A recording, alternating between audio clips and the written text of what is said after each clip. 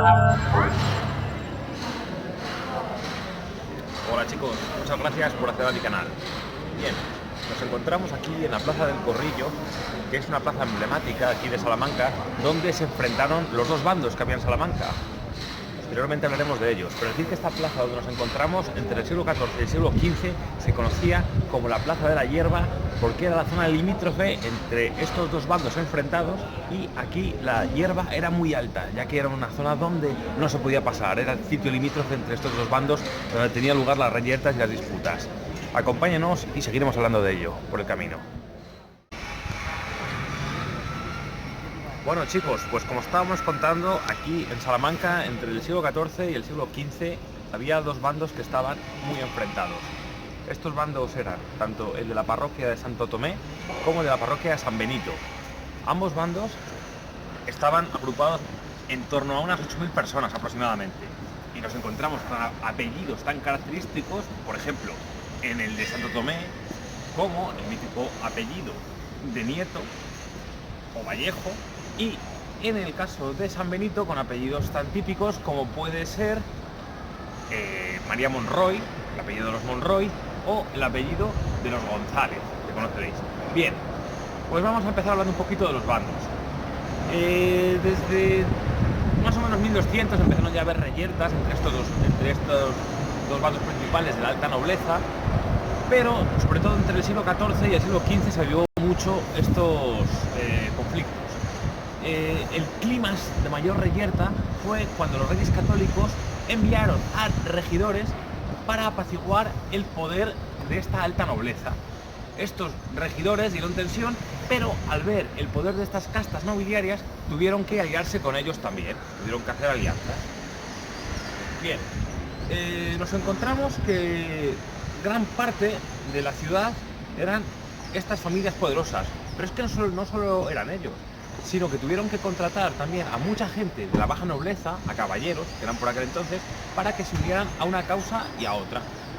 Y desde entonces empezaron muchos momentos de disputas, de reyertas.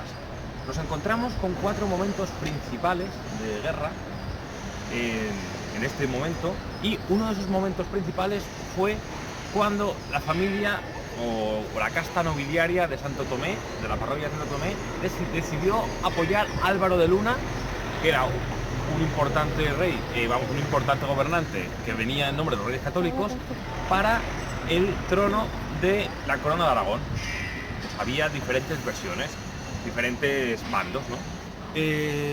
También hubo momentos de especial tensión ya anteriormente con el trono de Enrique IV, de quien se postraba al trono. Había partidarios de la parroquia de San Bartolomé que querían que fuera unos y otros que estaban a favor de Enrique IV.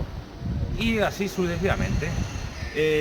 También debemos cuenta que esto era un clima de mucha tensión. Ahora vemos estos edificios, pero antiguamente Salamanca estaría rodeada de grandes torreones, de casas defensivas para estas reyertas.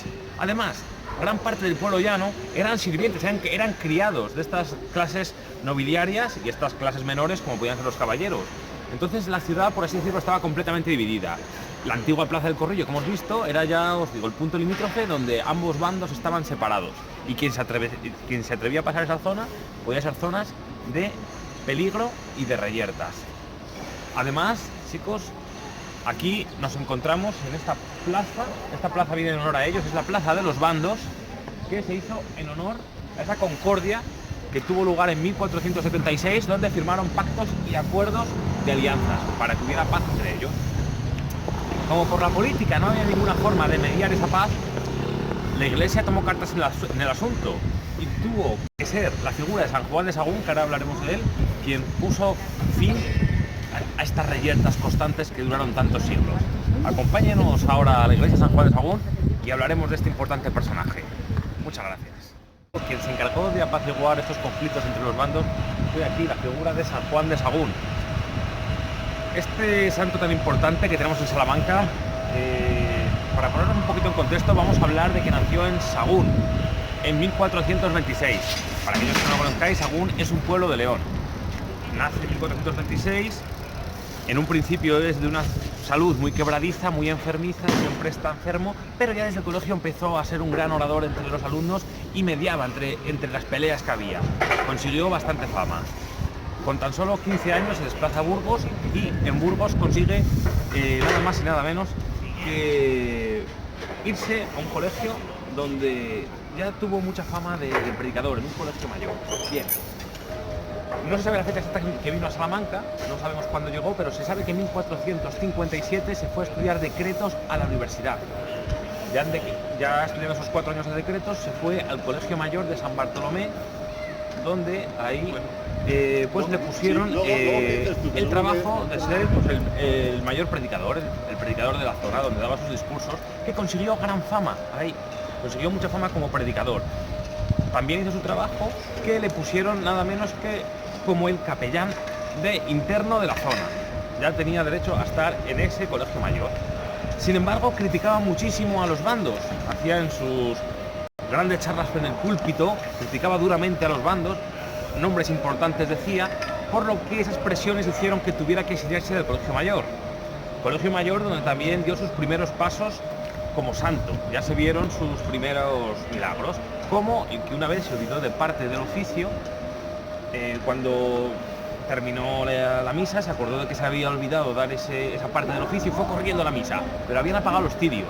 En ese momento, cuando fue, estaban pues eso, apagados y se sintió muy compungido, muy afligido.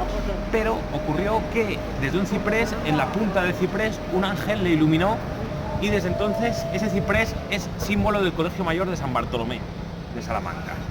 Bien, seguimos avanzando en el tiempo. Una vez que le echaron de este colegio mayor por sus ofensas a los bandos, pues se adentró en la casa del canónigo Pedro Sánchez, un canónigo aquí de Salamanca, que se quedó muy sorprendido de él porque dijo que no quería ningún favor suyo. Ya en ese momento durmió en tan solo unas ramas secas y una roca como almohada. Esa era su cama. Y empezó ya a tener una vida muy austera, muy eremita, daba todo lo que tenía y tan solo vestía con su hábito. Es por esa razón que acabó enfermando con la temible enfermedad de la roca, lo que llamamos nosotros tener piedras en los riñones, y estuvo enfermo mucho tiempo. Claro, en esos años las operaciones eran brutales, podemos imaginarnos. Pues bien, estuvo mucho tiempo ausente por esta larga enfermedad y cuando consiguió salir ileso, pues se fue de novicio al convento de los agustinos. Ahí en el convento de los agustinos empezó en el noviciado y fue el encargado del comedor. En ese comedor ya había milagros porque los curas de la zona, los hermanos, aseguraban que el vino nunca bajaba. Dada lo que daba, siempre seguía el vino con la misma cantidad. Bien, vamos a empezar ya a hablar un poquito ya de su vida madura, porque es aquí cuando empieza sus verdaderas proezas. Bien, ya el convento de los agustinos cogió gran fama, gran popularidad y fue creciendo. Fue creciendo en milagros, en fama, y atacaba muy duramente a, pues, como decimos, a los bandos, a las mujeres que iban de exhibicionistas, etc.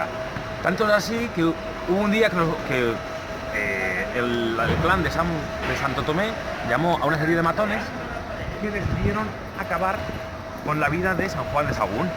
Y una serie de sicarios a sueldo vinieron con barrotes y iban a propinarle una brutal paliza según salía de la iglesia a San Juan de Sagún.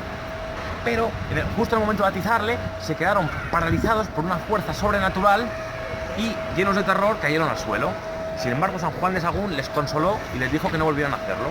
Oye. Esto también se puede aplicar al otro bando, al bando de San Bartolomé, porque en ese bando también, en este caso era con piedras, según salía de una casa, por un camino de campo, pues se iban a darle con piedras, pero también sufrieron un impacto de una fuerza sobrenatural y se quedaron paralizados. Bien, y seguimos avanzando en el tiempo porque ocurrieron mucho más milagros. Uno de sus milagros más famosos es el del Pozo Amarillo, en el que San Juan de Sagún, que andaba muchísimos kilómetros para predicar por tierras de Castilla, por tierras de Salamanca, y en ese momento decidió pues andar por el campo y oyó los gritos de una mujer. Cuando fue, vio que el hijo de esa mujer se había caído al pozo y nadie podía socorrerlo.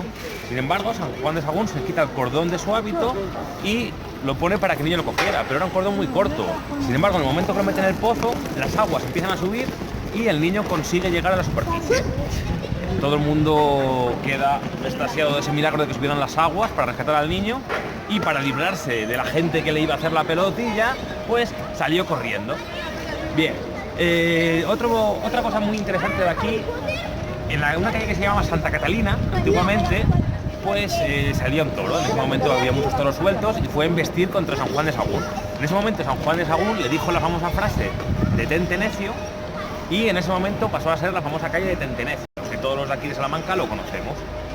Bien, llegó un punto que eran tan grandes los milagros de San Juan de Sagún que el propio prior le dijo que dejara de hacer milagros porque la iglesia hablaba mucho de él, y como sabemos, hablar mucho de una persona no es bueno, que si no crece demasiada fama. Entonces San Juan de Sagún, como era una persona obediente a la superioridad de la iglesia, obedeció. Sin embargo, un día que iba por la calle, un obrero que estaba en un andamio cayó en ese momento, pero San Juan de Sagún lo paralizó y le dijo que iba a pedir decisión al prior de que hacía con él, si le dejaba caer al suelo o le salvaba. Fue al prior, el prior le dijo que le salvara, y en ese momento le hizo bajar como si nada, que estaba flotando en el aire, y le salvó. Fue otro milagro que hizo. Bien, sí. Vamos hablando sobre esta historia de San Juan de Sagún, y ocurrió ya que hubo muchísima serie de milagros que hizo, pero ya, como siempre, tiene que haber un fin. Ese fin es muy especulado. Nos encontramos ya que en el año 1470 ya consiguió ser el prior de los agustinos, y con la orden del prior muchísima gente iba a verle, curó a enfermos, curó paralíticos, sanó a niños que no podían hablar, que no podían ver, en fin. Se encuentran más de 200 milagros testificados. Pero bueno, ¿cómo acabó San Juan de Sagún? Pues hay varias historias. La que más creemos es la historia de que, como decimos, él criticaba mucho a las mujeres exhibicionistas. Había mucha mujer que iba con mucho escote, premunerante, iban vestidas en esa época muy frescas, como decimos ahora, pero había una importante duquesa en la zona, que era María de Monroy, que tenía relaciones ilícitas con Íñigo, porque esta mujer estaba casada, que Íñigos eran guaperas de Salamanca de aquella época, también de la clase nobiliaria. Bien, cuando se enteraron de que tenía esas relaciones con Íñigo, pues San Juan de Sagún hizo ese día en el púlpito una crítica muy fuerte contra Íñigo y contra el amor ilícito. Tanto es así que tuvo mucho impacto contra este muchacho, y decidieron no tener, y este chico decidió dejar ese amor ilícito que tenía con María. Entonces María, como era su amor, era su caprichito, era su bombón, pues se enfadó tanto con San Juan de Sagún por haberle robado el amor de su vida, que decidió envenenarlo. Cuando habló con su doctor, porque démonos cuenta que San Juan de Sagún estaba enfermo del estómago y siempre tenía problemas, pues le dijo que le envenenara. Su doctor actual se negó, pero lo que hizo María, se contrató a una serie de matones y le dijeron que tenía que abandonar la ciudad e irse a otro lado. En ese momento le pusieron a otro doctor, San Juan de Sagún, que este ya no tuvo ningún pudor, le envenenó, y esta fue el final de nuestro querido San Juan de Sagún. Dicen que el día que murió llovió torrencialmente, como ya había predicho para el día de su muerte. Y bueno, ya con el Papa Clemente VIII fue beatificado, se consideró santo, y dicen que el día de su muerte pues hubo muchos milagros. Mucha gente que estaba en la zona era curada milagrosamente, y se pensaba que podía ser por otros santos de los dominicos, pero es que la apartaron la lápida de los otros agustinos, y también eran curados por la influencia de San Juan de Sagún. Es por eso que este santo que tenemos aquí se considera uno de los más importantes de Salamanca y produjo muchísimos milagros, que aquí está el misterio de este vídeo. ¿Qué parte sea verdad, qué parte no? Pues no lo sabemos, pero seguiremos investigando sobre ello. Sin más, muchas gracias por ver mi vídeo y nos vemos en otro vídeo programa. Hasta pronto. Pues aquí está la mítica iglesia de San Juan de Sagún.